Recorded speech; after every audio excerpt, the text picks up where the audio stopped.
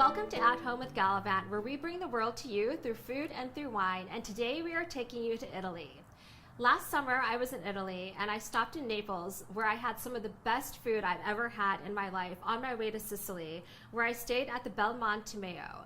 And when I was coming home after such an incredible trip, I was coming back to a really harsh dose of reality because gone were the times where I could watch Mount Etna erupting in the background and I had this beautiful food. And so I was obsessed with bringing a little bit of Sicily and a little bit of southern Italy home to us here at Galavante. And that's how I stumbled upon this amazing chef who's next to me here, Chef Julie Hartigan, who is the founder of Cooking with Julie.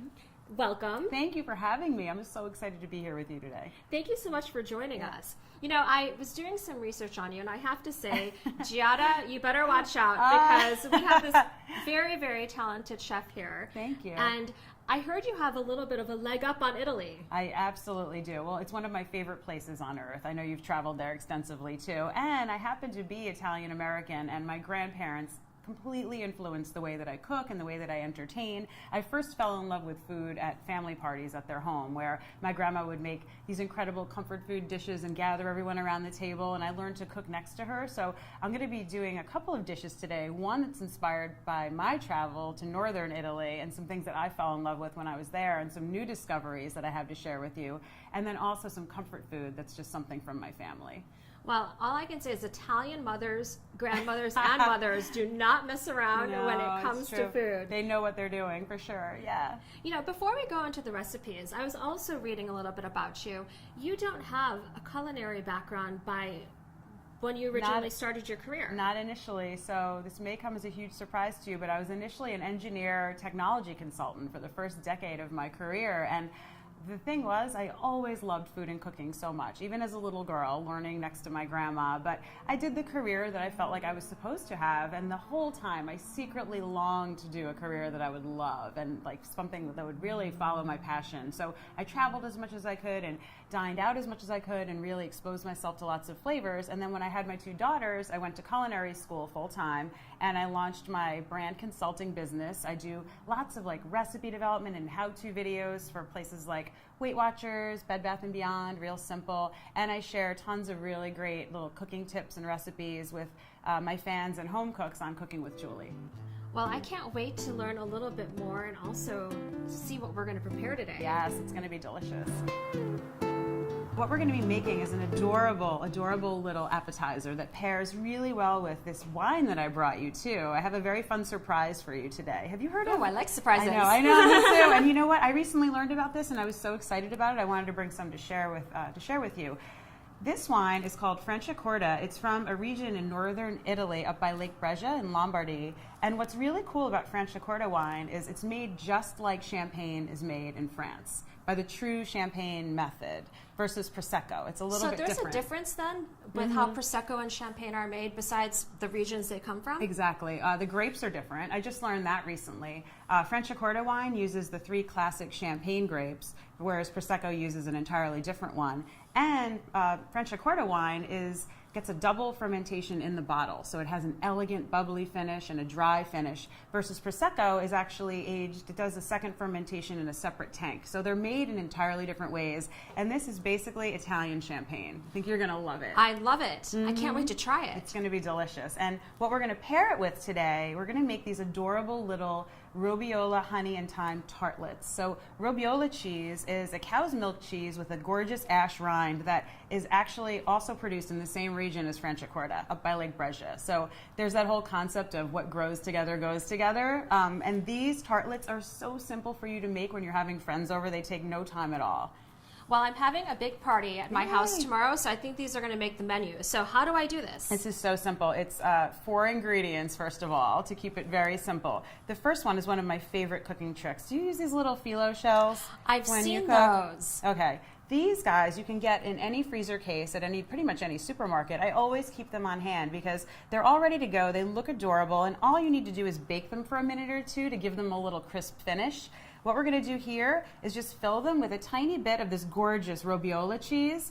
Then we're going to top it with a drizzle of honey. When I traveled to northern Italy, I absolutely fell in love with the way the Italians drizzle honey over their cheese. I love to pick up honey when I travel. Is that one of your Oh. things too? I love bringing home like really fun food products for Any my type travel. of ingredients. Mm-hmm, definitely. And back when you used to be able to take liquids home, I used to have so much wine in my suitcase Oh, gosh. and on my carry-on. It's like Yeah. I could have opened up my own wine store. But I tried to smuggle in an entire leg of Serrano ham from Spain. I'm so food obsessed, it's terrifying the things I try to bring back. So once we've put a little drizzle of honey on top, we're just going to garnish it with some really, really pretty little thyme leaves. It just adds that beautiful little herbal note. So now that our tartlets are all ready, you're ready for some bubbly to pair with them? I am officially always ready for bubbly. That's true. So As am I. I'm with you. Would you like to do the honors? I would I've love heard you're an to. expert. I like to think I'm an expert at opening champagne and opening this beautiful Franciacorta, but we will see.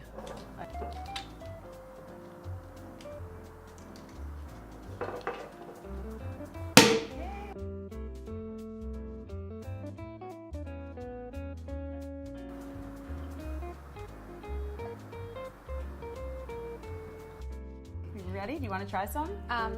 You cannot have bubbly without tasting it. Exactly. I could not agree more. Cheers. Cheers!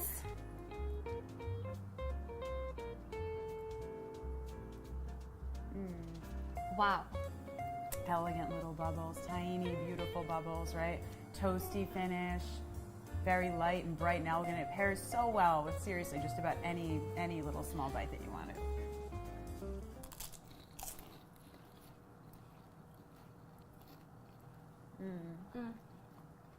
Well, it's going to be tough to beat this.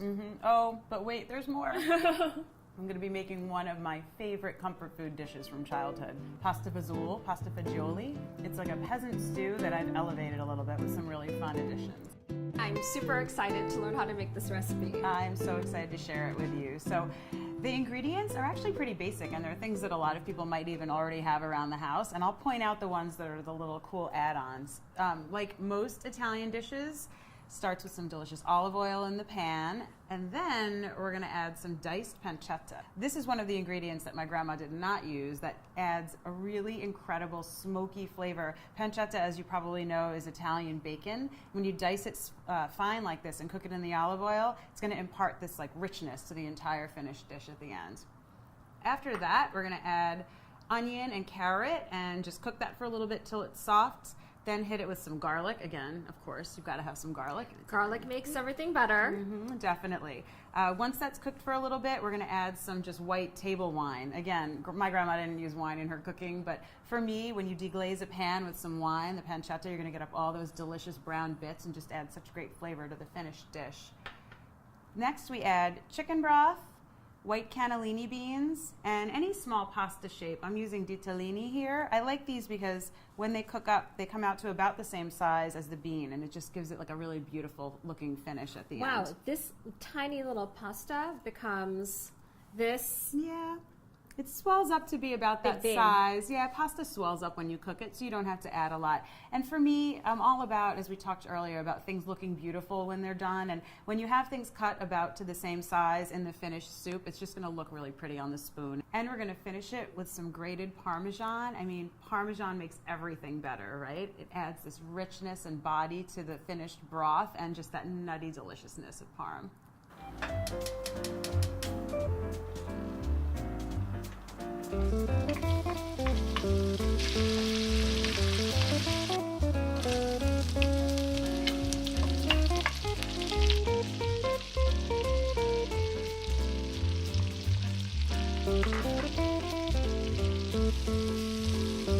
I brought one of my favorite tools with me here today. It's a microplane rasp grater, a long thin grater like this. It gives you such an incredible fine mince of garlic and other items, and the best thing if you're throwing a party, it keeps your hands from getting too garlicky.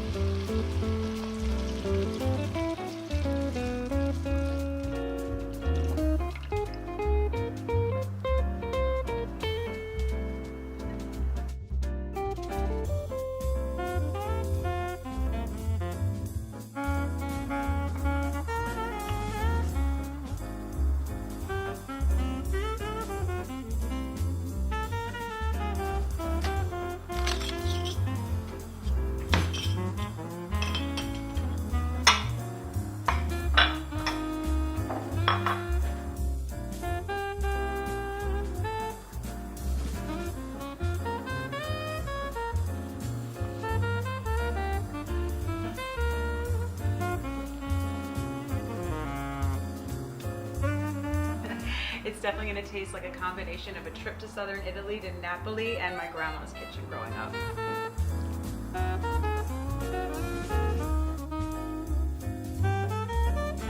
Now we're going to garnish it.